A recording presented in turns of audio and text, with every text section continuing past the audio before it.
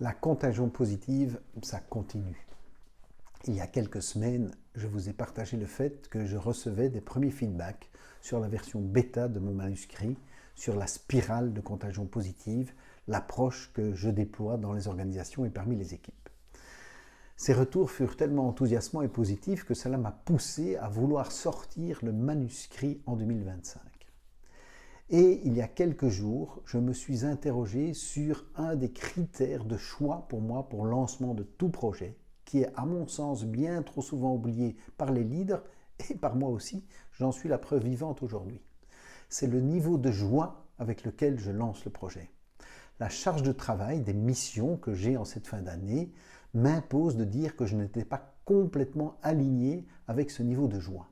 Et donc c'est en conscience, en parfaite conscience, que j'ai décidé de retarder le lancement officiel du manuscrit en 2026. Cela ne veut pas dire que le livre ne sera pas imprimé en 2025. J'attends même le premier exemplaire aujourd'hui même. Je ne manquerai pas de le partager avec vous. Et ça ne veut pas dire que vous ne pourrez pas vous procurer le livre en 2025, puisqu'il sera certainement disponible sur certaines plateformes. Mais le lancement officiel aura lieu en 2026. Dans l'entretemps, je partagerai avec vous les enseignements de ce livre, et si cela vous intéresse, n'hésitez pas à vous abonner.